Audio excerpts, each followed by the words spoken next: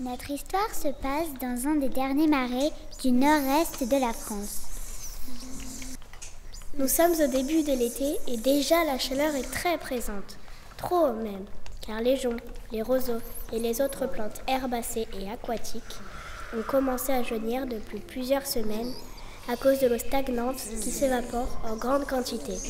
Presque tous les êtres vivants qui constituent ce marais ont disparu. Presque tous, sauf Leïla, la déesse précieuse, toute petite libellule, qui s'accroche encore aux quelques herbes fines de sa tourbière.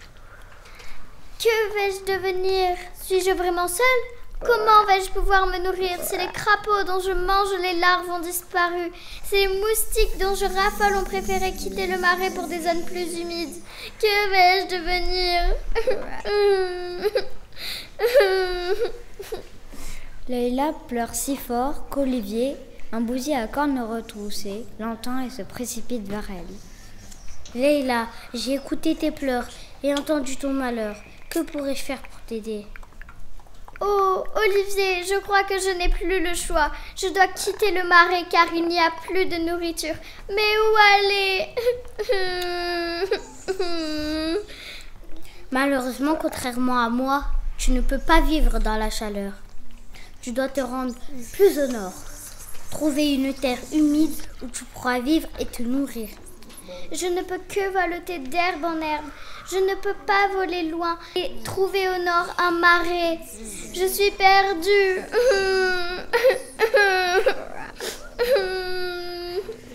Je vais t'aider, Leïla, mais je ne pourrai pas t'amener à destination, car je ne survivrai pas. Mais je peux te porter sur mon dos et t'en rapprocher le plus possible.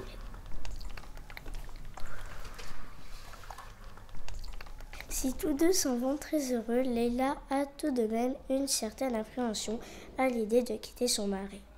Par chance, une brise venue du sud les guide dans la bonne direction, celle du nord. On est parti!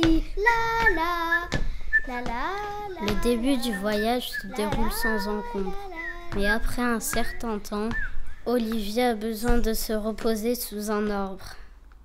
Il choisit un acacia dont les feuilles font une belle ombre.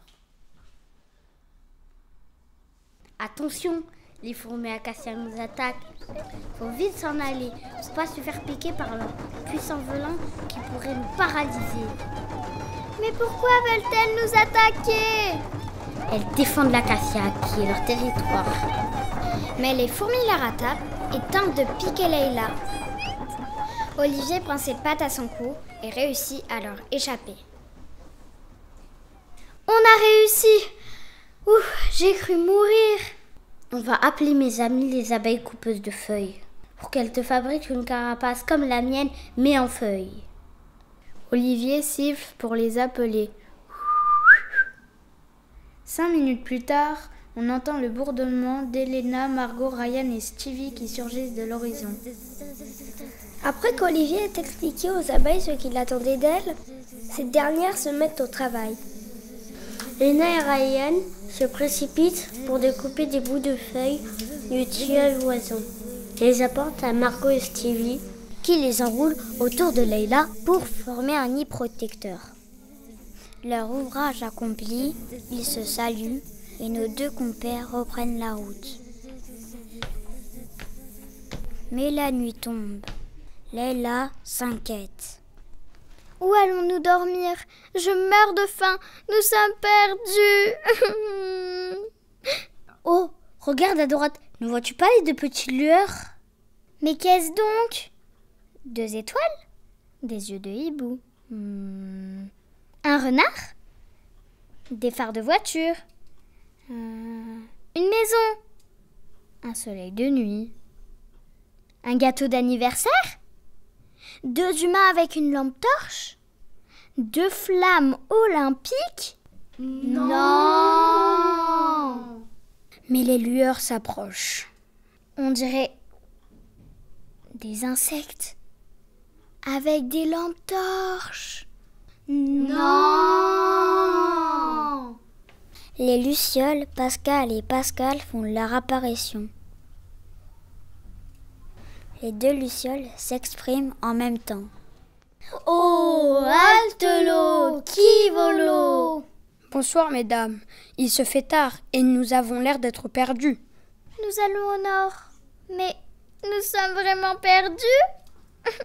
Oh lolo, commençons. Mais vous n'êtes pas perdus. N'est dingue avec nous. On vous mène passer la nuit chez notre ami Michael le termite. Après quelques minutes de marche, en suivant Pascal et Pascal, ils arrivent au pied de la termitière cathédrale et frappent à la terre. Michael surgit d'un trou. Hi, mes amis, Pascal et Pascal, comment allez-vous? V'lez good, Michael, v'là deux étrangers, Leïla et Olivier qui cherchent à trouver le nord et qui ont besoin de passer une nuit à l'abri et de manger. Vous êtes welcome. Yeah, on très confie. Goodbye. Olivier et Leïla sont pris en charge par Michael, qui les conduit dans une de ses nombreuses chambres d'amis. Oh, mais quel palais! Combien de galeries? Sur combien d'étages? Oh ma chère, je ne sais plus, c'est gigantesque. Enfin, ils s'installent, s'endorment, rassurés d'être à l'abri du danger.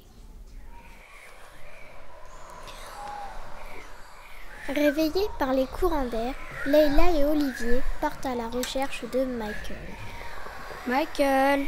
Michael! Michael! Michael! Yes, je suis là, venez, come on. Mais où? Michael! Là, Mais où là? enfin là. Mais on ne te trouve pas. Ne bougez plus, j'arrive. Après quelques minutes, Michael les retrouve et les dirige vers la sortie nord de sa termitière. Merci beaucoup, Michael. Merci pour ton accueil.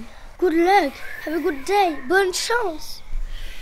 À peine sortis de terre, ils entendent un bruit lointain qui se rapproche.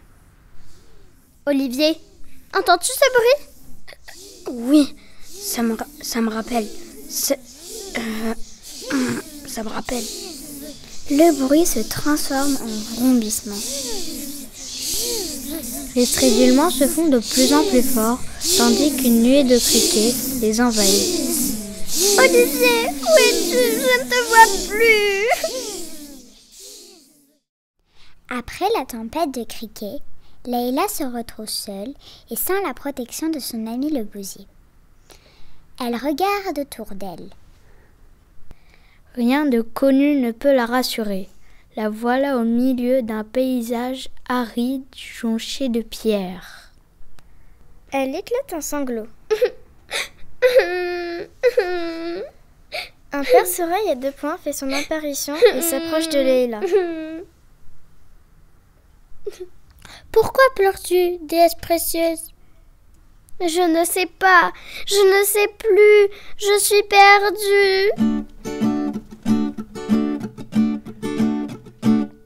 Fais comme l'oiseau, sa vie d'air pur d'eau fraîche, un oiseau, d'un peu de chasse et d'eau pêche, un oiseau, mais jamais rien ne l'empêche, l'oiseau, d'aller plus haut. Mais qui es-tu? Je me présente, je m'appelle Olympe. Je voudrais bien être ton ami pour la vie. Tu es belle et intelligente. Avec toi, je me sens chantante. Qu'est-ce qui t'arrive? Que fais-tu là, dans cet endroit? Leïla lui raconte le long périple qui l'a conduit jusque-là. Olympe, chanteuse, mais avant tout mère de famille attentive, l'invite à s'installer chez elle. Olympe habite un rocher dans lequel elle élève ses nombreux petits. Leïla se sent comme à la maison, protégée dans ce petit nid douillet.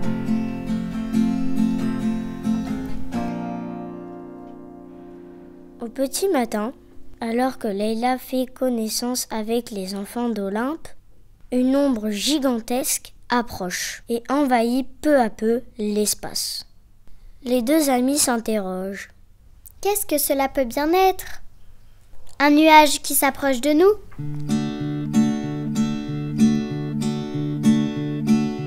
Il fait toujours beau au-dessus des nuages, mais moi si j'étais un oiseau, j'irais danser sous l'orage.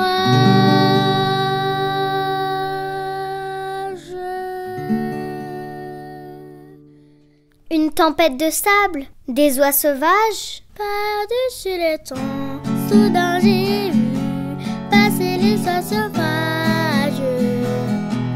Elles s'en allaient vers le midi, la Méditerranée.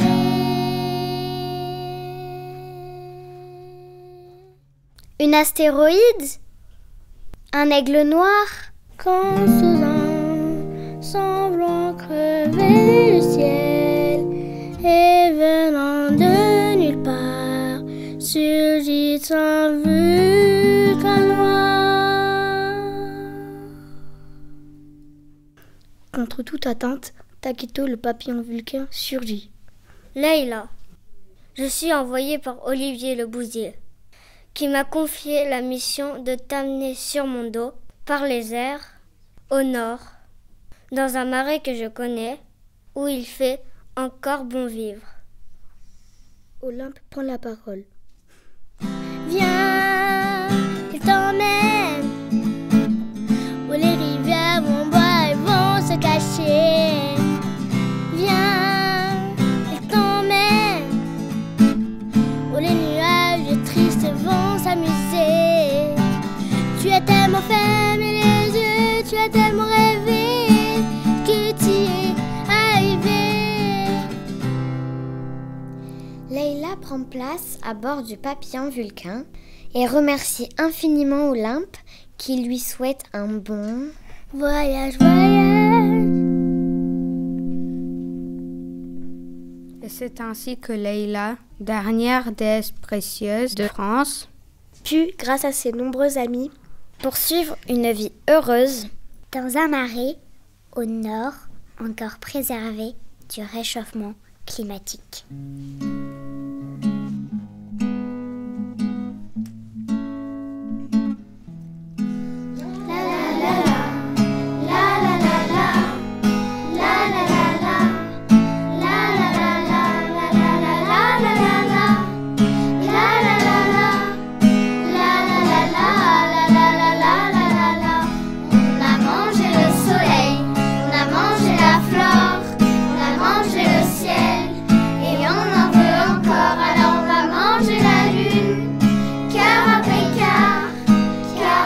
Tout